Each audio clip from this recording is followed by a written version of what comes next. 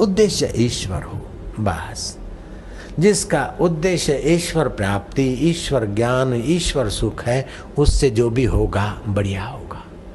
फिर चाहे गुरु गोविंद सिंह की नाई सिखों को तैयार करे और मारा दे धमाधम, हनुमान की नाई अपनी सेना को हनुमान जी तैयार करें ईश्वर प्रीति के लिए, और ईश्वरों ने प्रेरणा दे रहे हैं ईश्वर तत्व में टिकने के लिए, हनुमान जी को भी सेवा की प्रेरणा दे रहे हैं। और रावण से युद्ध कर रहे हैं ताकि रावण की द्वेषा भक्ति है दृढ़ हो, ताकि मुझे मिले। तो ईश्वर पर युद्ध करने का दोष नहीं, युद्ध का तो रावण ने निमित्त बनाया था। कंस पर दोष हो सकता है लेकिन कृष्ण पर नहीं। कृष्ण तो बस मंगल के लिए सामने वाला जैसा अधिकारी वो कर लेते हैं, लेकिन कर्तृत्व भाव नहीं। निर्ममो निरअहंकार। आपके दाएं हाथ से बाएं हाथ से भलाई कर दी, आपके मुंह ने सारे शरीर से भलाई कर ली, आपकी आंखों ने सारे हाथों पैरों को ठीक जगह पे रास्ता दिखाया, तो क्या आप अहंकार करते? मेरी आंखों ने पैरों को ठीक रास्ता दिखाया। आंखें अहंकार करती है क्या? जीभ अहंकार करती है क्या? मैंने घुमा घुमा के ठीक से चबा के रसमय भोजन किया तभी पचा है, मैं नहीं होती तो भूखे मरते सब। जैसे आपके सभी अंग आपके हैं, ऐसे ही सारा संसार भगवान और भगवत महापुरुष, भगवत प्राप्त महापुरुष को अपना स्वरूप लगता है।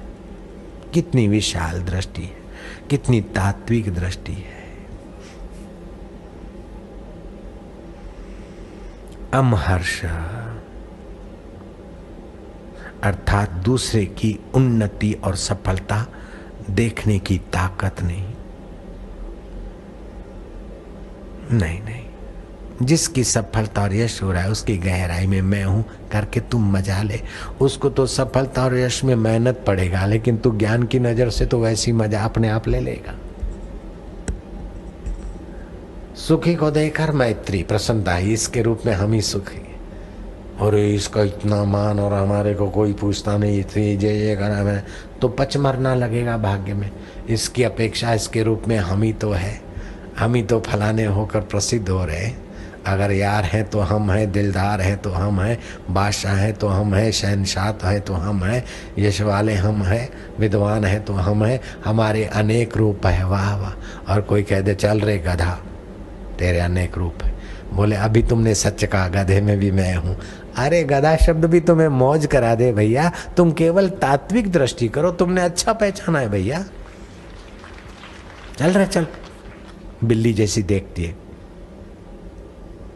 हाँ, तुम मेरे को अच्छा पहचानती, मैं केवल एक शरीर में नहीं हूँ, बिल्लियों में भी मैं हूँ। और बिल्ली जैसा देखने की कला भी मुझे आत्मा की है। वाह, तुझे दुखी होने की जरूरत नहीं। ननंद, भाभी, देरानी, जेठानी, चाहे कुछ बरसो, दुखी होने के लिए अपनी बेवकूफी चाहिए। अपनी बेवकूफी छोड़ दो तो दुख किस बात का है। आप हरिद्वार की माया पुल से गुजर रहे हैं और कोई लुफंगा आपको दो चार सुना देता है, और लुफंगा अकेला नहीं है, दो चार उसके साथी भी है। आप हाथ जोड़ के खड़े हो गए, वो आपको सुनाता जा रहा है, दूसरे आपको डांटते जा रहे हैं। आप कह रहे हैं भाई साहब आप जो कहते हैं साथ मुझ में नहीं। भीड़ इकट्ठी हो जाएगी, आपके लोग पक्षधर होंगे और लुफंगों की अपने आप पिटाई हो जाएगी। क्योंकि जो सही सुनो है प्रकृति उसके पक्ष में होती है। जयराम जी की, जो क्षमावान है, धैर्यवान है, आत्मवान है, प्रकृति उसके तरफ खींच के चली आएगी। धैर्यवान बनो, सही सुनो बनो, ईश्वर के रास्ते चल रहे हो, सत्य सत्य होगा। मौका मिले तो बता दिया, पूछे तो, नहीं तो कोई बात नहीं। जो तिद भावे सो भली कार। अपने चित्त की रक्षा आप कर सकते। दुखी होना न होना आपके हाथ की बात है। मस्के पॉलिश का शिकार होना ना होना आपके हाथ की बात है। हाड़ मांस के शरीर को मैं मानना, नश्वर वस्तुओं को मेरी मानना न मानना आपके हाथ की बात है। मन में दुखाकार वृत्ति पैदा हुई और मैं दुखी हूँ ऐसी बेवकूफ़ी रखना, अथवा मन की दुखाकार वृत्ति में उसका दृष्टा हूँ ऐसी समझ रखना, ये आपके हाथ की बात है। आप आपके हाथ का कर लो तो भगवान भगवान के हाथ का तुरंत करेंगे, मुलाकात हो जाएगी, साक्षात्कार हो जाएगा। आपके हिस्से जो आता है वो आप कर डालो। मैं बीमार हूँ, अब मैं ऐसे रहूँ, मैं वैसे रहूँ, आग्रह मत करो, अपनी कोशिश करो, फिर तेरी मर्जी। बीमार मैं हूँ, ये बेवकूफ़ी अब नहीं रखूँगा। बीमार शरीर है, पीड़ा पैर को हो रही है, हाथ को हो रही, घुटने को हो रही, पेट को हो रही, मन में असंतोष अशांति है, लेकिन मैं इससे असंग हूँ। इस सूझबूझ को रखो तो आधी पीड़ा तो वैसे ही कम हो जाएगी। मैं ऐसे रहूं, फलाना मेरी ये बात माने, फलाना मेरे को ऐसे रखे, फलाना मेरे को मदद करे। जब मदद करेगा तो आप उसके गुलाम हो जाओगे, और नहीं करेगा तो आप उसके दुश्मन हो जाओगे। आप किसी के गुलाम क्यों बनते हो, किसी के दुश्मन क्यों बनते हो? सभी के आत्मा आप हो, अपनी महिमा को जानकर मस्त हो जाओ भैया।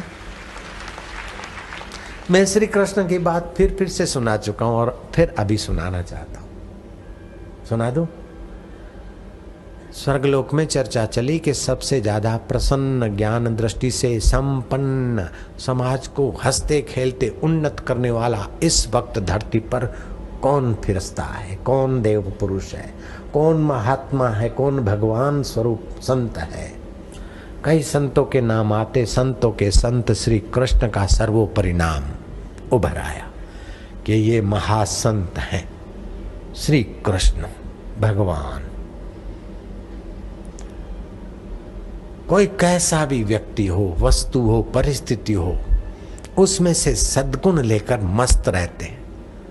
कभी अपने चित्त को मलिन नहीं होने देते, अपने चेहरे पर शिकन नहीं आने देते।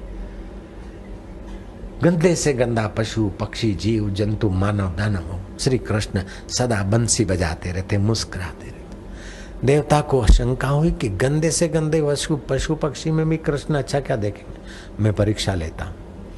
कृष्ण जिस कुंज गली से गुजरने वाले थे, देवता कुत्ते का रूप लेकर वहां आ लेटा। कुत्ता ऐसा पूंछ कटी, शरीर पे चांदे पड़े, कीड़े खदबदा रहे, मक्खियां भिनभिना रही, फटा मुंह, फटी आंख, जिंदा है कि मरा है पता तक नहीं चले, ऐसी हालत में ग्वाल गोप निकलते गए नाक दबोच के। कृष्ण का साथी कृतवर्मा, साकेती आदि जब निकले साथ साथ, किसी ने कहा कृष्ण वो कितना अभागा जीव है, पूंछ कटी है, बदबू कितनी, ओह घाव पड़े, मक्खियां भिनभिना रही, कीड़े खदबदा रहे, कितना पापी प्राणी होगा। कृष्ण ने कहा उसके दांत चमक रही है, उसके पुण्य का फल कैसा होगा। पागल, ये देखकर तुम खुशी रहो ना।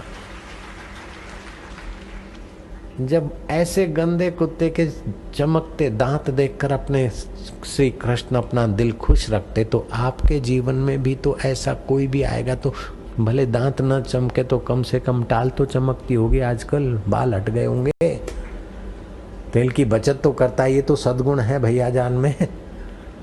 अगर टाल नहीं हो, बाल है तो इतनी उम्र में भी बाल टिकाए रखा है तो संयमी तो है, कुछ तो है, खाने पीने का अकल वाला तो है। और नहीं तो किसी सिद्धांत में तो वो आपका है, मनुष्य के रूप में आपका है, भारतवासी के रूप में देशवासी है, हिंदू रूप में भी आपका है, गुरु भाई के रूप में भी आपका है। तो जहाँ वैमनस्यता है उसको हटाकर